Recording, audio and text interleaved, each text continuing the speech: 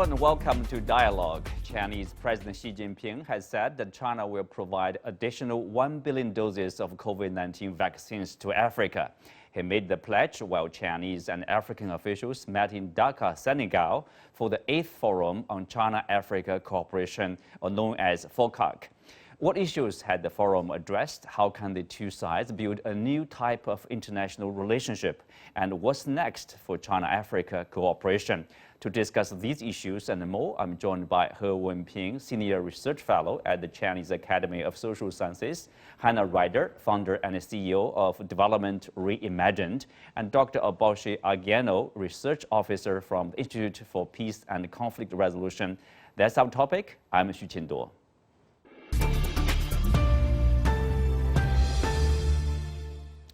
Wenping, I will start with you. We know like every 3 years there's a FOCAC, this high-level cooperation meeting. Senior officials from Chinese side, African countries will meet each other and discuss their cooperation. What's different from this FOCAC, this meeting, say from previous meetings? Well, the most, I think, important and also most unique thing for this FOCAC is because now we are in the pandemic time. Even myself, now I haven't been to Africa for 2 years. Mm-hmm. Before this pandemic, normally I will travel to the continent 2 or 3 times. At least every year. Yeah, every year. Yeah, either join like international workshop or do some, the field research for my project. But ever since the pandemic, now we couldn't go. Mm-hmm. And even all those, my African friends, like those students, they join like in China's university.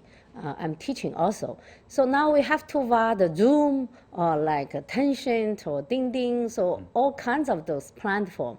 So I think even though we can connect with each other, but it's not that good for face-to-face. So given this background, so this FOCAC meeting, I think is very unique because we have been overcome a lot of difficulties and eventually make it happen, on time, because every 3 years. So now this year, it has been supposed to also has been scheduled, arranged that Senegal will be the host country. Chinese Foreign Minister Wang Yi is in Senegal to attend the meeting. So that's, itself, the visit is something, given the challenges of this coronavirus. Like State Councilor and the Foreign Minister Wang Yi has been in Africa many times. Even though the pandemic is there, every first overseas trip in every new year, he will visit Africa. So there's no exception. There's nothing can stop his visit. So early of this year, he visited several African countries. Mm-hmm. Now he led China's high-level delegation. Now it's in Dakar, joining this meeting. Today I had reviewed what's going on, and then I found Foreign Minister Wang Yi had visited a number of his counterparts coming from African countries, foreign minister, even a prime minister. So that's a collective dialogue mechanism. Mm-hmm. Well, Hannah, you are in Dakar, Senegal. Tell us what's your impression, what's your takeaway of the forum? Well, I very much agree with He Wenping that it's very significant that the forum is happening in any case, happening here in Dakar. We also had an African Entrepreneur Summit, African-Chinese Entrepreneur Summit yesterday, where entrepreneurs like myself were able to participate from Dakar. There were also participants from Beijing and also online. So it was a kind of triple hybrid meeting. But it's an opportunity, I think, to really set the stage for the kind of cooperation that will be taking place over the next 3 years, set forward what is going to be different about that cooperation, especially now in the COVID-19 economic recovery phase. And I think the fact that China and Africa are saying we want to still work together despite the challenges of COVID-19, I think is really crucial. Yes, a strong message over there. Wenping, of course, Chinese President Xi Jinping addressed the meeting through the video link, and he made a pledge to provide, as we said, an additional 1 billion doses of vaccine. We know that there's a goal that is by 2022, 60% of the African population would be vaccinated. Given that, how important is the Chinese pledge here, 1 billion doses? Yeah, this pledge, I think, will give a big help and even big push for African Union. This goal can be fulfilled because this goal is 60%. This percentage, if for those developed countries, now they have already achieved like 70% already. Some country like Israel even until much higher. Yeah, much higher, even 80%, even 90%. But when you look about the situation in Africa, this percentage is very low. I got a number saying just 5%. Yeah, some are saying 5%, some are saying 20%, but maybe you come from a different, some is the whole continent, some may be part of the continent. But absolutely, it's lowest one now in whole of the world. So how to make this gap, narrowed, even disappeared? So of course, one thing is international support. Another way is produce in Africa locally by themselves. Right. So you see, President Xi Jinping's this pledge saying this whole 1 billion yuan, and I think it's 600 million doses will be developed, will be provided with China's development assistance. Yeah, that's 8. And then rest of them, 400 million, and then will be produced jointly with Chinese company and the African countries, their own company. You see, jointly. So in the whole process, I think, of course, we help African counterparts to power themselves with this knowledge, know-how, and also with those equipment. Right. And they also, in all the way, they can improve their own capacity to improve their health care, this we call health, this community. So that capacity can be improved. That's could be long term. Yes. Hannah, obviously, in addition to this 600 million provided by the Chinese side, 400 million will be produced locally, jointly. As Wenping pointed out, there's probably equipment, investment in the plant, and the technology know-how. I mean, how important is that, long-term point of view for the increase of capacity, for example? Yeah, absolutely. I think we cannot underestimate the importance of local manufacturing, which has been a big push from the African side, actually. Even in 2018, a real kind of encouragement of Chinese pharmaceutical companies and other pharmaceutical companies to begin local manufacturing of medicines and equipment and also vaccines, of course. And in the wake of COVID-19, this has been a very, very strong push from the African Union, Africa CDC. So the idea that you've got a 60-40 split in terms of donation and local manufacturing, I think, is very important, very useful, responsive to African demands. And I think this is one of the key points about this forum, and also and a kind of a general trend that we have seen with FOCAC. There's been much more, over time, much more ownership from the African side of saying, this is what we really want to put onto the table. China, can you respond to our needs, respond to what is happening right now, and also what we want for the future, engage with our development future that we're trying to shape. And we see much of that in terms of the new announcement, but also I'm hoping in the declaration and action plan as well. Mm-hmm.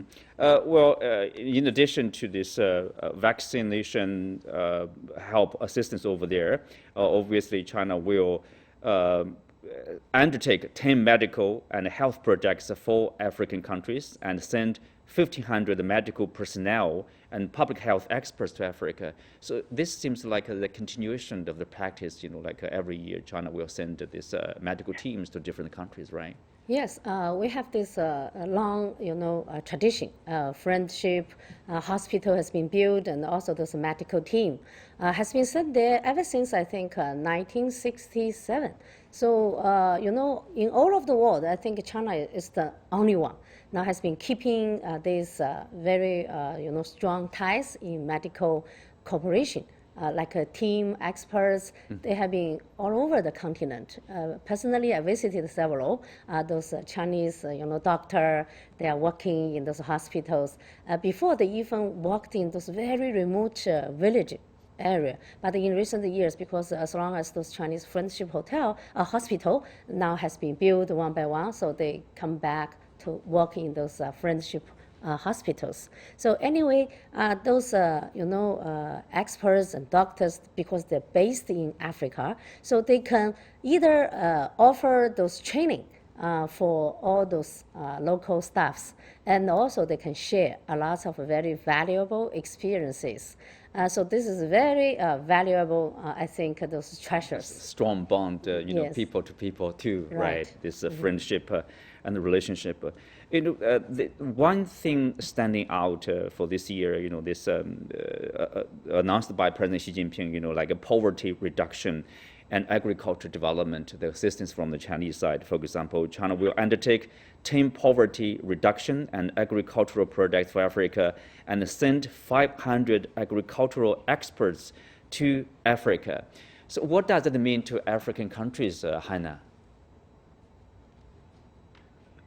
Well, agriculture, of course, like medical health cooperation, has been a long-standing kind of partnership between Africa and China, and a lot, especially if you think about how China's agricultural sector was and where it is now. It used to be very much based on smallholder farmers, just like many African countries. And so that experience of that transformation, the modernization, and so on is very, very important. That said, with all of these mechanisms and the same with the medical teams and all of the other aid projects, of course, it's the implementation which is very important. Implementation, but also the ownership of African countries and making sure that it's the right kinds of agricultural experience that's being discussed, that's been drawn on, making sure it's most relevant to the African economy. So there's still, a great deal of engagement once the stage is set through the FOCAC mechanism.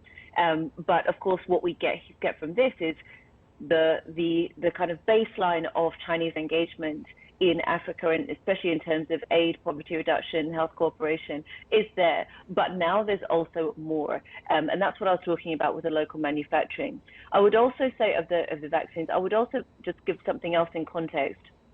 Yesterday, at the same time as this speech was being delivered and the announcement of the 1 billion vaccines from China was being delivered, there was also an agreement at the same time of the G7 around vaccines.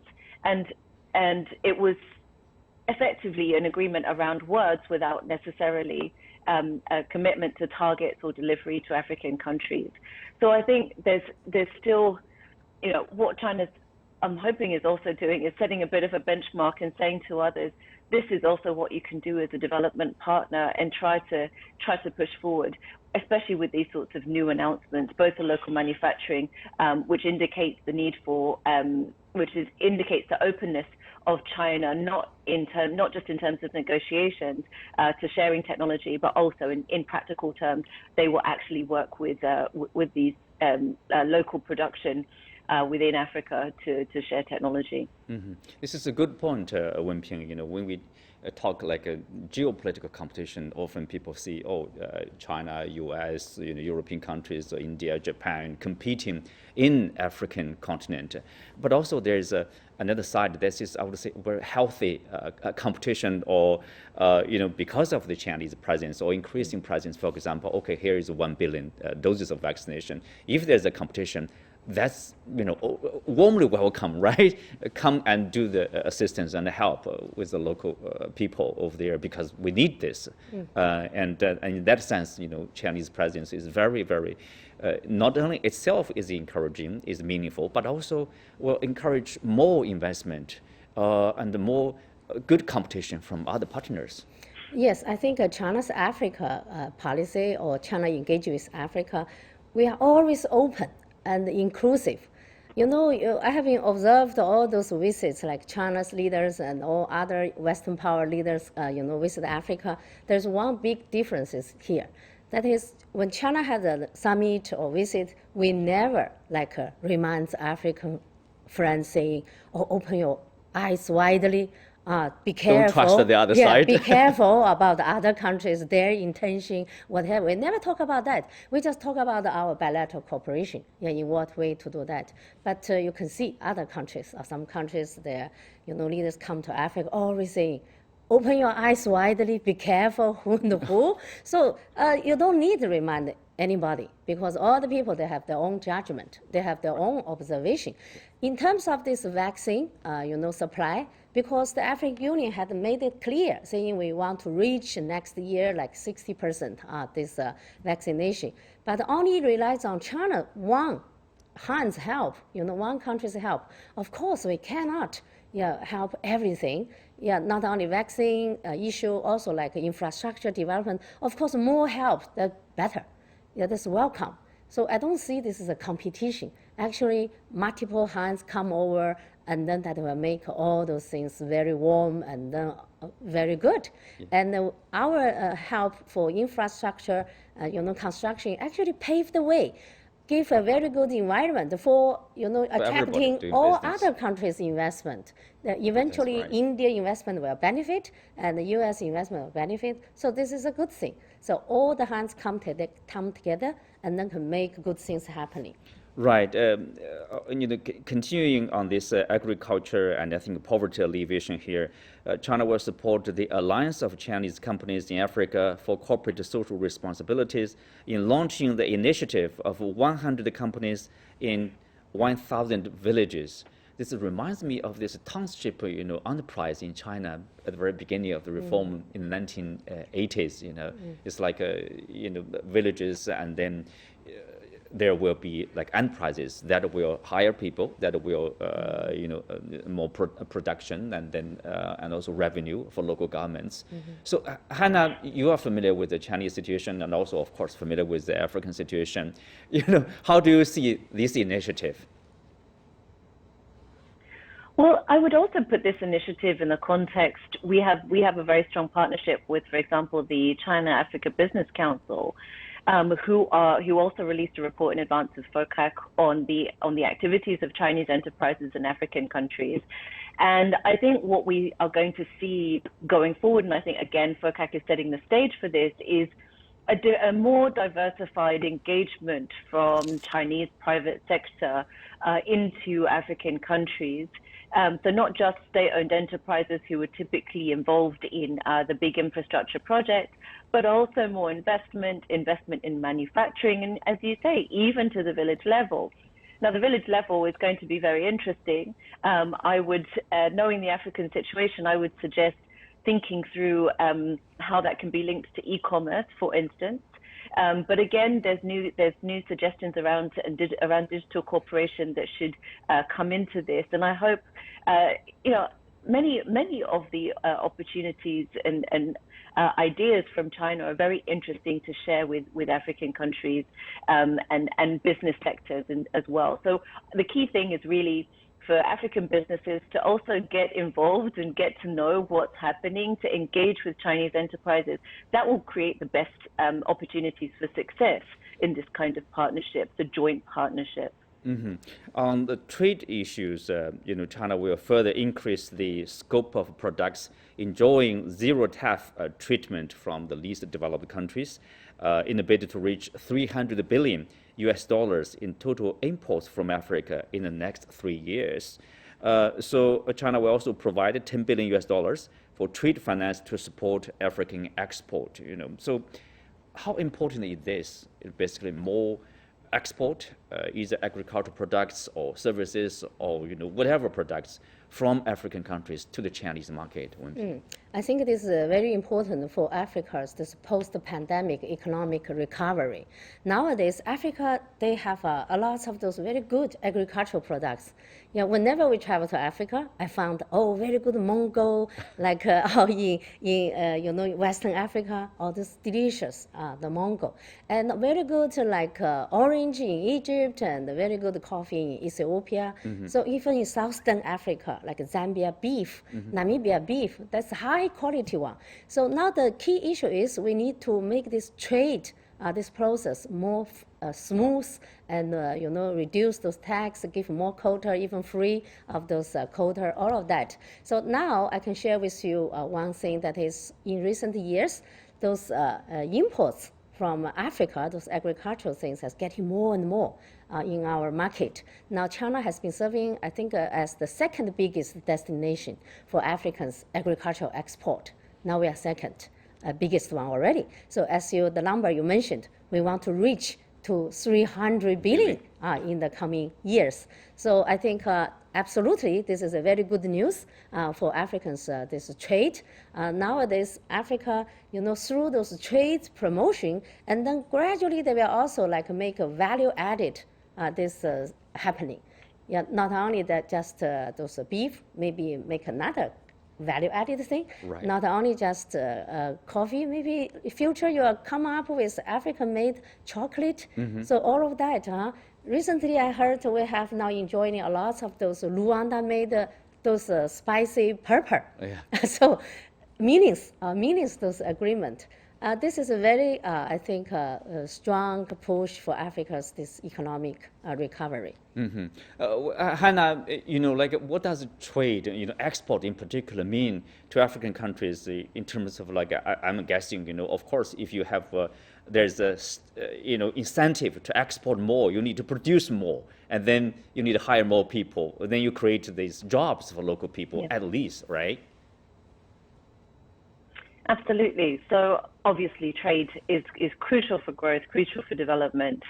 And what we have seen through the FOCAC mechanism, and in particular in this area, is a general ramping up of commitment on trade. So even in 2018, there was a call for trying to narrow trade deficits between China and African countries. The majority of African countries still do have a trade deficit with China. However, as Ho Wenping was saying, that is changing. There are increasing numbers of agricultural exports coming in. And I think the commitment in particular to green lanes for African agricultural exports, and this target of numbers of products coming in from Africa is an indication of this openness to African priorities. Look, we have in African countries, what I'm wearing is very interesting. We have a number of different value-added products, from cosmetics to skincare to fashion, light manufactured goods. All of these are opportunities for sending to export to China, and my firm runs a program. We've engaged in some of the expos that has been organized in China, and we have a program dedicated to that. So the idea of being able to expand that, including through e-commerce, I think is going to be really important to take that forward. And I'm glad that China has said this is something that they will prioritize as well, because it is an African priority too, and very much in line as well with the African Continental Free Trade Area. It's not a case of African countries should only focus on dealing with imports within Africa. They can also at the same time expand production to both deliver within Africa and also across to other partners such as China. Absolutely. Now we have Dr. Oboshi Ardiano on the phone. So Doctor, welcome to the show. I would like to ask you, what's your takeaway of the FOCAC, this meeting, and also Chinese President Xi Jinping's speech, for example? Okay, thank you for having me. For me, something with the issue of vaccine donation to Africa is significant to me, because China is donating 1 billion doses of Sinovac to help combat the COVID-19 pandemic. And 400 doses of those will be manufactured as a joint collaboration between Chinese and African lab scientists. And me, I find that very instructive, because it will enable the development of vaccine producing, vaccine manufacturing in Africa, and also try to resuscitate those redundant laboratories that have been the case in Africa in recent times. For instance, COVID-19 is not the only health challenge confronting Africa. We need to find ways of developing vaccines on combating malaria, for instance, Ebola fever, and sickle cell anemia. So I think the China-African partnership is very instructive in this regard, and Africa should appreciate the donation of the vaccine. And secondly, what also struck me is the area of poverty reduction and agricultural development. President Xi Jinping emphasized on the need to modernize agro-technology in Africa, and that would boost so much of Africa's food security. As we are all aware, Africa has the rich arable land, and agriculture is one of our comparative advantages. So if the forum is going to push for agricultural revolution in Africa, then I think the issue of food security will be sorted. And of course, we all know that hunger is the lowest form of poverty. So if the agro business is going to boost and create an avenue for Africans to have food on their table, I think that's a welcome development. Mm-hmm. Thank you. Yeah, yes. Obviously, there's more than that.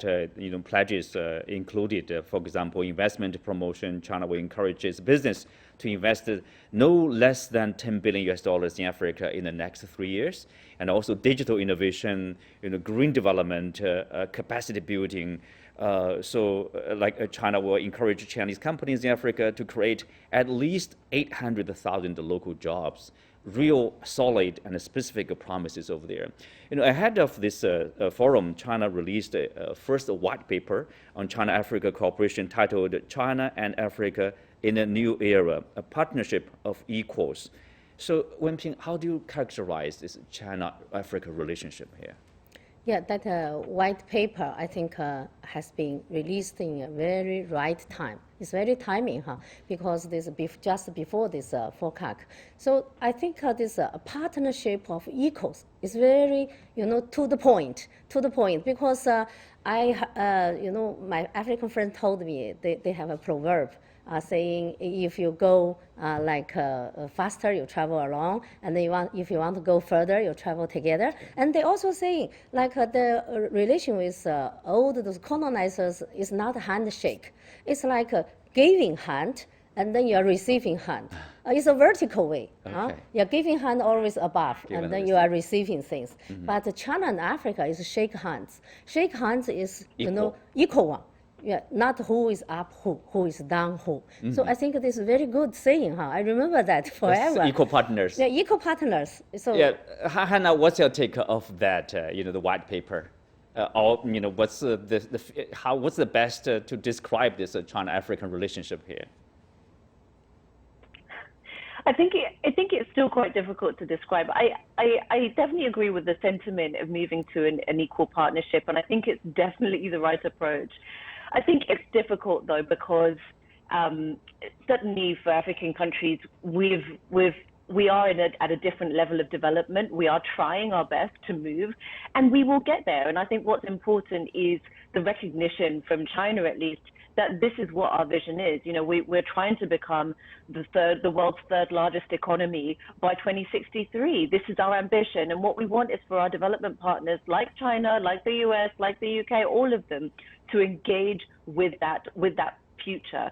And that does mean creating jobs together. It does mean investing together. And I think the more that we have African institutions involved in the delivery of the FOCAC principles and the FOCAC agreements, the more that we can see that vision really happening. I think it's not quite there yet, but I have great hope, and I have hope from what was said yesterday, and also from the African side about their commitment to seeing this partnership go through. Yeah. But yeah, I'm hoping it will keep on going. Yeah, and keep going, work together, more cooperation. Well, with that, we come to the end of today's show. Many thanks to our guests. You can also watch us on CGTN app or on YouTube. I'm Xu Jinduo. Thank you for watching. See you next time.